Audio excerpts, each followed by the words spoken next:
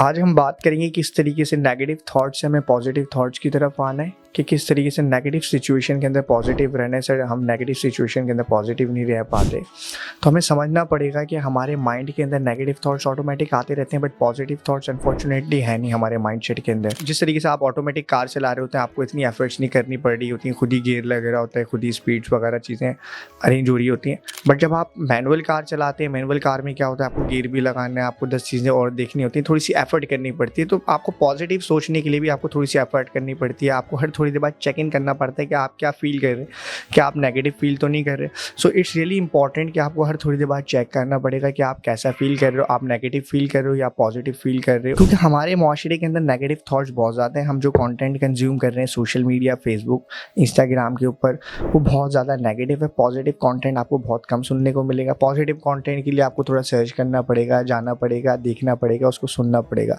तो हमारा माइंडसेट भी एल्गोरिथम पे काम करता है। जिस तरीके से फेसबुक, इंस्टाग्राम, यूट्यूब चल रहा होता है एल्गोरिथम के ऊपर, आप जिस किस्म का कंटेंट देख रहे होते हैं, माइंड भी आपको उसी किस्म का कंटेंट दिखाना शुरू कर देता है। उसी किस्म का आपका पर्सपेक्टिव बनना शुरू हो जाता है, उसी किस्म के आपको थॉट्स आना शुरू होते हैं। जिस तरीके से यूट्यूब, फेसबुक, इंस्टाग्राम एल्गोरिथम पे काम कर रहा होता है, आप जिस किस्म का कंटेंट देखते हैं वो भी आपको इस किस्म का कंटेंट दिखाता है, उस रिलेटेड कंटेंट आपको दिखा रहा होता है। तो इसी तरीके से हमारा माइंड भी एल्गोरिथम पे चल रहा होता है। हमारा माइंड, अगर हम नेगेटिव थॉट्स बहुत ज़्यादा दिखेंगे, नेगेटिव कंटेंट देखेंगे, तो हमारा माइंड भी हमें हर सिचुएशन के अंदर नेगेटिव चीज़ नहीं दिखा रहा होगा, पॉजिटिव एस्पेक्ट्स हमें नहीं दिखा रहा होगा। बट हम अगर पॉजिटिव कंटेंट कंज्यूम करना शुरू करेंगे, लीडरशिप के ऊपर, माइंडसेट के ऊपर, बहुत सारे टॉपिक्स हैं। पॉजिटिव कंटेंट को अगर हम कंज्यूम करेंगे तो आहिस्ता आहिस्ता हमारा माइंडसेट भी बिल्ड होना शुरू हो जाएगा, वो भी एल्गोरिथम भी उसका बिल्ड होना शुरू हो जाएगा, पॉजिटिव एल्गोरिथम, और वो फिर आपको पॉसिबिलिटीज की तरफ, पॉजिटिव सिचुएशंस की तरफ लेकर जाएगा। तो इट्स रियली इंपॉर्टेंट कि आप कौन सा कंटेंट कंज्यूम कर रहे हैं। सेकेंडली, आपको देखना पड़ेगा कि आपके पास नेगेटिव थॉट्स आ कहाँ से नहीं। आपको अपना सर्किल चेक करना पड़ेगा, सर्किल अराउंड में आपको देखना पड़ेगा कि ये नेगेटिव थॉट्स आ कहाँ से रहे हैं। क्योंकि आपके फ्रेंड सर्किल शायद आपका नेगेटिव हो, आपको उसको इंप्रूव करने की ज़रूरत है। शायद आप किसी ऐसी सिचुएशन के अंदर फॉल कर रहे हो, कोई ऐसे सिचुएशन, कुछ ऐसे सिनेरियो से गुजर रहे हो कि शायद आपके नेगेटिव थॉट्स आपको वहाँ से आ रहे हो। तो आपको